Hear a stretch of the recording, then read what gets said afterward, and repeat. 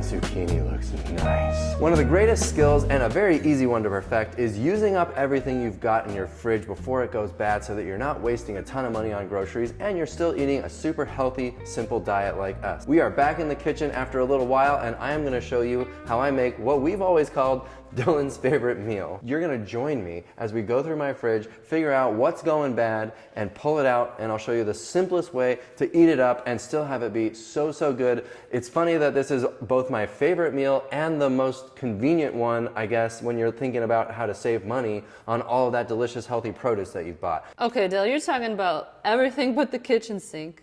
That's right. That's what we're doing. But it's not a soup, it's more like a skillet. This is like a skillet dish. It's always got potatoes because I buy a lot of potatoes. So let's see what we've got in the fridge. I've got bell peppers. What's going old? I know I've got some arugula. Never heard of her before. Some kale. This will be really good. We'll use that bell pepper. An old little thing of broccoli and some cauliflower that's been in there a little minute. I've got brand new mushrooms, but we don't want to use those because here we got a little tank of open mushrooms. Pardon the fridge. Look, I didn't plan this.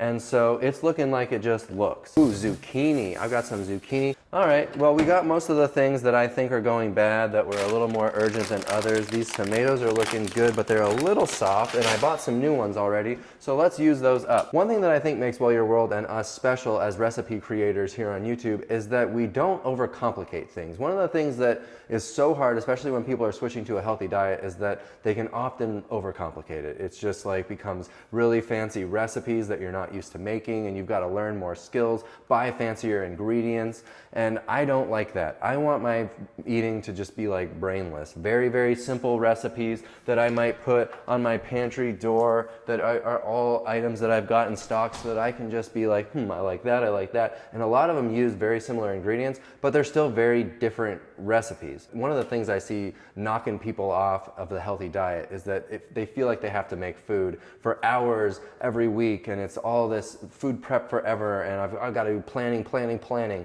And many of us have very busy lives. We don't have time for planning. We got kids and grandkids and jobs and hobbies and all these things, and we don't want to spend all of our time planning out what we're going to eat. So I buy a simple list of ingredients that works for many, many recipes, and then we get in, we make them. What's left? We do Dylan's favorite meal. I'm cheating a little because this is a fresh bag of potatoes. Yeah, but potatoes are the base of this recipe always. They really are, because I always buy 10 pounds of potatoes, and I often have at least a few, because we're going to use half a dozen potatoes, and I often have at least a few left. So I grab an onion out of the pantry, I grab our potatoes, and we just get to the peeling. You do not have to peel the potatoes if you don't want to. I prefer a peeled russet for this dish.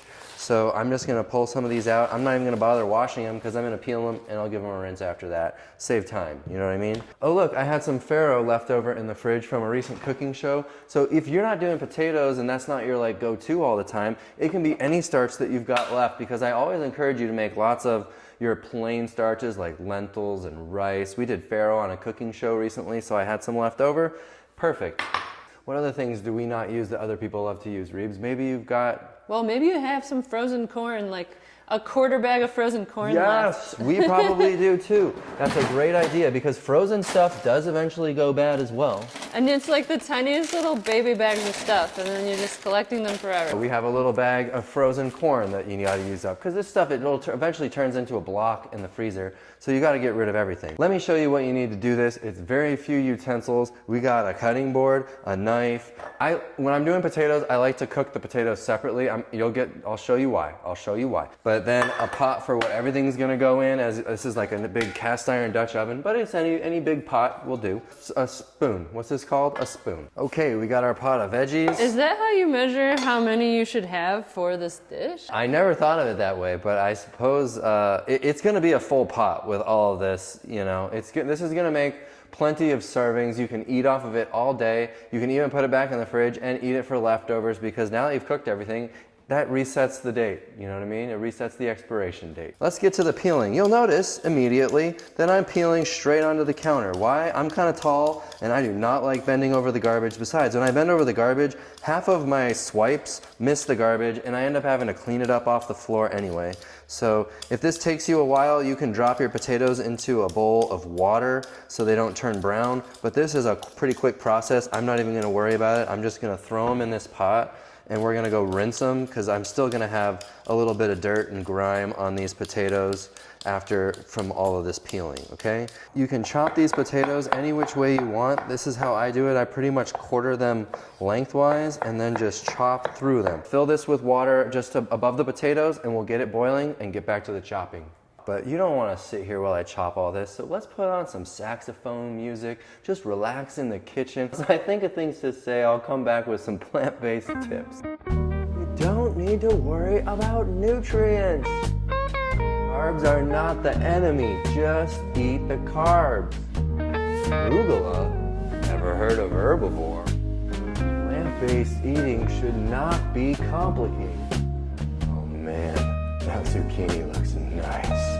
Here we go, let's get to the stove. So crank this baby on high. You can see this is gonna be very full, okay? So It's gonna be full, it is full? It is full, you're right. So if your stove takes some time to heat up, what you can do, first things first, I add some water. I always have my kettle on the stove. That's a little tip so that it doesn't like stick to the pot and burn.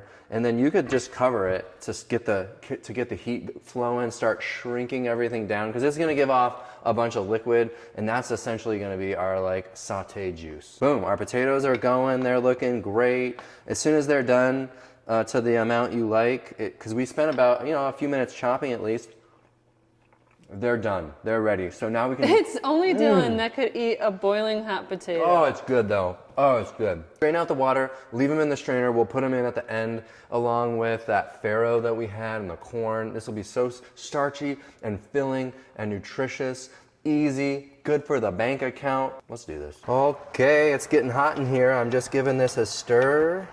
Keeping things going. I can already see it starting to sink down. Again, you can just leave it for a few more minutes, maybe add a little water. Well, actually, it's all giving off its own water now. Just cook these as much as you want it. If you like, your veggies a little bit, al dente? if you like them a little crunchy, let it be crunchy. If you like it soggy and overcooked, by all means, do that. Nothing wrong with it. There's no such thing as, oh, the cooking is killing the vegetables and I'm not getting all the nutrition. Oh, these things they kill me. So don't worry about it. Food is meant to be cooked. You can eat it raw too. That's super healthy. But this is a perfectly healthy dish. If you ate this at every meal every day, you would see the weight fall off. You would see all your blood work improve. Your doctor would be like, what have you done? Eat this meal as often as you can because it requires like no thinking. It's like my starch blaster. You know what I got, the garlic. Some of you watching me are gonna be so offended right now. I cannot believe how they come out of the woodwork when they're like, that is just not even real garlic. Of course it's real garlic. Just use more. Yeah, it's got, it's a jarred garlic. Just use a nice big tablespoon, maybe even a little more than that. I love garlic. When you don't cook with a bunch of salt and oil and sugar and all those things, you gotta add real flavor. So what else are we gonna add other than our garlic? Any of your favorite no salt seasoning. Galaxy dust, our Italian seasoning is so good, but it doesn't have to be a Well Your World product, but it ought to be, you know what I mean? But our Italian is really good for this. But my favorite for like the last year has been, our Fiesta. Oh my gosh, I did this with Fiesta for like a year straight too. But my favorite right now is our Indian seasoning. This is my like go-to. So just like dump it in, okay? Start with a nice, look at how much I'm gonna do, like a good couple of tablespoons that I'm gonna throw in, okay? And just, you don't wanna be lacking in flavor. People are like, oh, the food's bland, what am I doing wrong? You're just not seasoning it enough, that's all. You're used to relying on the oil and the salt for flavor, which is very common, nothing to feel bad about. But you gotta amp up, when you take those things out, you gotta add more whole food flavor. Like in this case, our Indian seasoning. So we're gonna stir this all about. That's it, I'm not putting anything in. If you wanna put in some like nutritional yeast, we sell the world's best nutritional yeast, you could sprinkle in some of that, but our Indian actually has it in there. Our Italian seasoning actually has some nutritional yeast in there too. So that is what I use, so that it's like an all-in-one. Actually, this also has garlic and onion in there too, so you don't have to add even more garlic like we did, but I'm Dylan. Welcome in.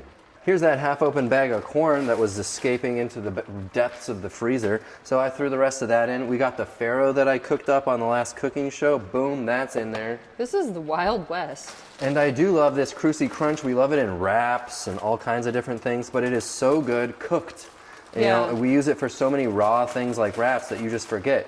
And then in this case, it snuck into the back of the fridge and almost escaped us. So open up that bag, throw in a few handfuls of this. It's got cabbage and kale. It's a really awesome mix for dishes where you're cooking it all in. Boom, boom, boom. So sometimes I'll do a can of black beans. I do want to always make it really starchy and filling, so it's not just a bowl of vegetables. So I will sometimes just crack open a can of black beans and throw it in. But I had that farro, and if I didn't have that, I had brown rice. And if I didn't have that, I had cooked lentils too. So you got a lot of options. That's why I always keep those starches at the ready for Dylan's favorite meal. I'm just gonna crank the heat again just to keep it nice and hot when I go to bite this thing. And it's potato time. Wow, this is gonna be, okay, we're full. We're full. If only I had, oh, I do have a bigger spoon. It's right here, and it's our monster spoon. Now, this is going to be a lot more effective than this little thing at stirring this all together. Yeah, but it's the vessel that's the problem. The vessel is problematic. I went with a little too small on this one, not realizing that we were gonna make enough food for an army. But hey, you can do a little less than I did. Just take the idea, okay? Live life to your full potential. You know what I love? It's a man who isn't afraid to cook for his woman. This guy? Yeah. All right, that sounds like me. What kind of optional fancy pants things might you want to put on top of this? I've got some ideas for you, because this is a very low-fat meal, by the way. So, and I advocate a very low-fat diet for reversing type 2 diabetes, lowering your blood pressure, cholesterol, insulin resistance, heart disease, very serious.